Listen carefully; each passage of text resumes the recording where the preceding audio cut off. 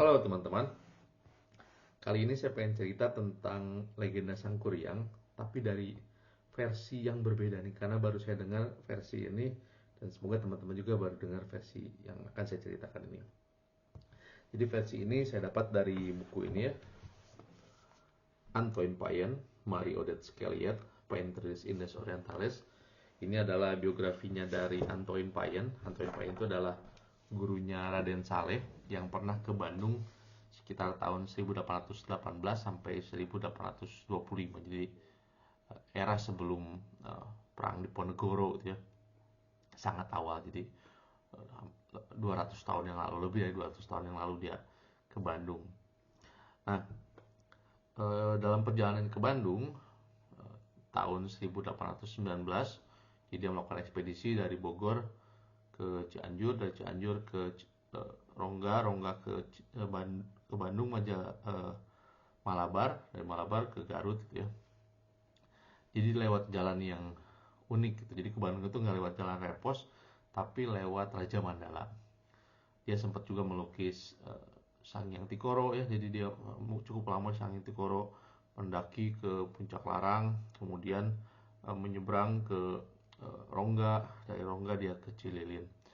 Nah, di Cililin pada tanggal 27 Mei 1819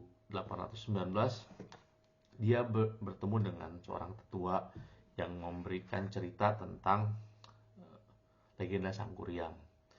Nah, cerita legenda Sangkuriang yang didapat oleh Payen ini agak berbeda dengan yang kita biasa dengar.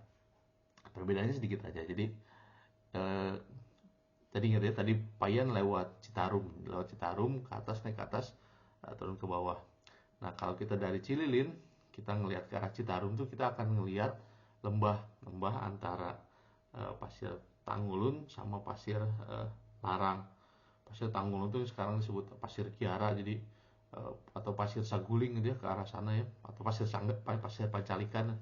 Jadi bukit yang di sebelah timurnya, jadi sebelah timurnya adalah Tanggulun, sebelah baratnya adalah pasir Larang. Nah, jadi dia udah familiar dengan bentang alam itu. Nah, legenda Cililin menyebut Sangkuriang itu ya, dia sama mencintai ibunya. Terus ibunya memberikan syarat agar Sangkuriang membuat danau. Tapi danaunya itu harus membendung, atau bukan membendungnya, menghubungkan pasir Tanggulun dengan pasir Larang. Jadi bendungannya harus di situ, dibendung di situ. Itu make sense. Jadi dia ngelihat, dari Cililin dia ngelihat ada pasir Tanggulun sama pasir Larang, di tengah-tengahnya ada Citarum. Jadi berpikir, kita bikin danau di sana. Kemudian dibendunglah danau. Jadi syaratnya 3 hari 3 malam. Beda, nggak 1 malam, nggak kayak cerita yang kita tahu. Tapi 3 malam gagal Sangkuriang untuk membuat danau dan perahunya gitu.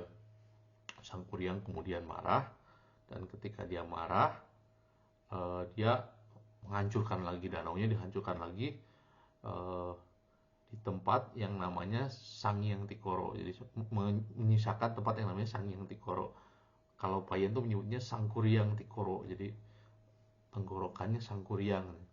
Nah, mungkin ini adalah awalnya kenapa orang tuh percaya bahwa Danau Bandung itu bobol di Sangyang Tikoro. Itu saya bikin video di YouTube yang lainnya, cerita panjang lebar bahwa bobolnya tuh tidak di situ, karena bobolnya tuh di tempat yang lebih hulu. Bisa dilihat videonya. Kemudian pembendungannya pun tidak terjadi di situ, tapi terjadi di tempat yang lain. Tapi ini adalah sebuah fakta yang menarik. Jadi memang setiap daerah punya ceritanya tersendiri dan punya cara memaknai kisahnya itu, dan terutama dari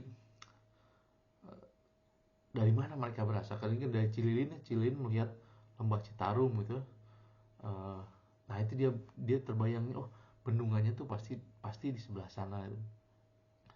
Padahal kalau dari sisi geologi bocornya di sebelah sana. Gitu ya, menarik. Jadi sekali lagi saya tunjukin Antoine Paintres Indes Orientales, gurunya Sal. Ini bukunya dalam bahasa Perancis, buku langka, ini saya terjemahnya pakai Google Translate. Terima kasih, sampai ketemu di video selanjutnya, semoga bermanfaat.